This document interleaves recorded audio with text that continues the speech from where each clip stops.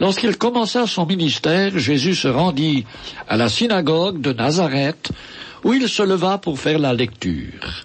On lui remit le livre du prophète Ésaïe. L'ayant déroulé, il trouva l'endroit où il était écrit « L'Esprit du Seigneur est sur moi, parce qu'il m'a oint pour annoncer la bonne nouvelle aux pauvres. » Après la lecture, Jésus roula le parchemin, s'assit et annonça à tous ceux qui le regardaient « Aujourd'hui, cette parole de l'Écriture que vous venez d'entendre est accomplie. » Il se présenta à tous comme loin le Messie, l'envoyé de Dieu pour sauver Israël et le monde. La prophétie s'est réalisée en sa personne. C'est là la bonne nouvelle. Elle fut annoncée aux bergers près de Bethléem, le jour de sa naissance, par un ange. « Je vous annonce, dit-il, une bonne nouvelle, qui sera pour tout le peuple un sujet de grande joie.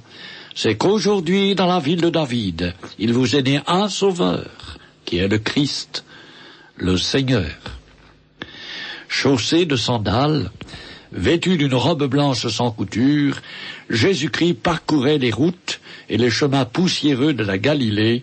Il prêchait beaucoup et enseignait, mais il n'a rien écrit. Il alla dans la Galilée, prêchant la bonne nouvelle du royaume de Dieu, dit l'évangéliste Marc dans son évangile. Ces paroles furent propagées par les apôtres qui le suivirent et furent à son école, recevant ses instructions durant 3 années.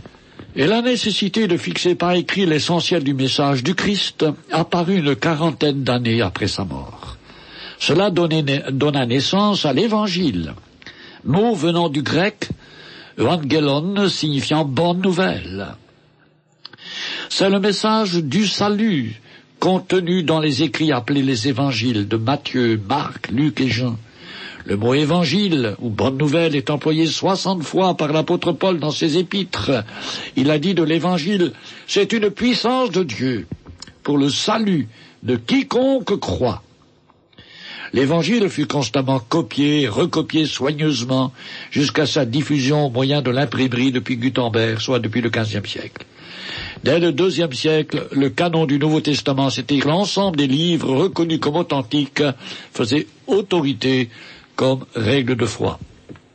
Les disciples du Christ nous ont transmis son message, non seulement à cause de leur mémoire étonnante et aux procédés de transmission orale de cette époque, mais surtout grâce à l'inspiration du Saint-Esprit. Le Christ leur avait dit, « Le Saint-Esprit que le Père enverra en mon nom vous rappellera tout ce que je vous ai dit. » Jésus a beaucoup prêché et enseigné.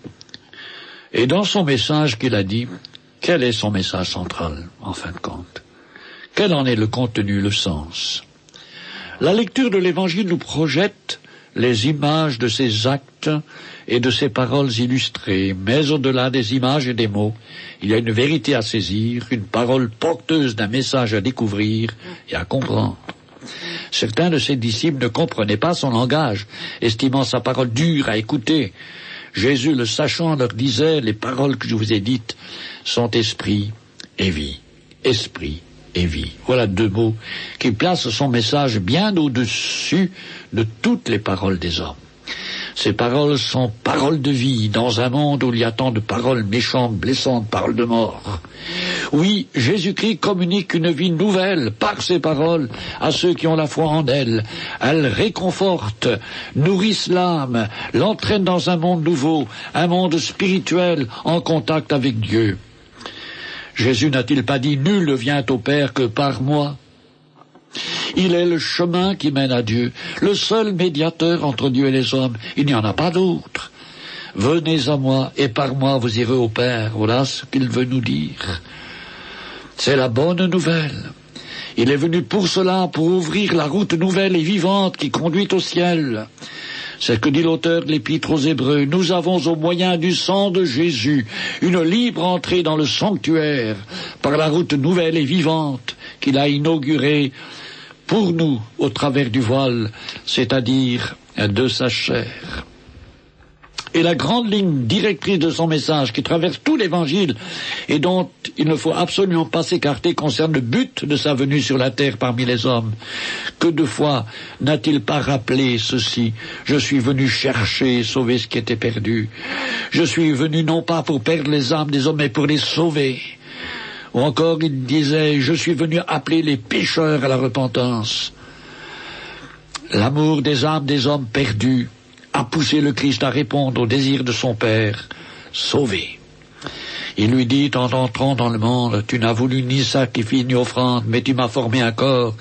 Tu n'as agréé ni holocauste ni sacrifice pour le péché. Voici, je viens, ô Dieu, pour faire ta volonté. C'est ce qu'il dit. Et il est venu, envoyé par Dieu, pour être une victime expiatoire pour nos péchés. Et Dieu n'a pas envoyé son Fils dans le monde pour qu'il condamne le monde, mais pour que le monde soit sauvé par lui, dit l'apôtre Jean dans son évangile au chapitre 3. Son message à Jésus-Christ est un message d'amour.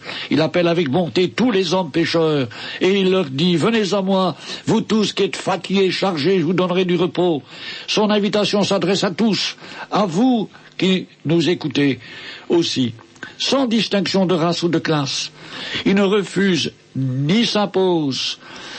Sa grâce, il la donne à tous ceux qui veulent la recevoir. Il appelle les pauvres, les lassés de la vie, les blessés du chemin, les désespérés, les malades, les méchants, les humbles, les pécheurs, les brigands, les gens de mauvaise vie, comme les braves gens, tous ceux qui ont des fardeaux, des soucis, des problèmes. Il s'abaisse jusqu'à eux, va vers eux, écoute leurs supplications, les exauce, mange avec eux, leur accorde le pardon et leur communique une vie nouvelle.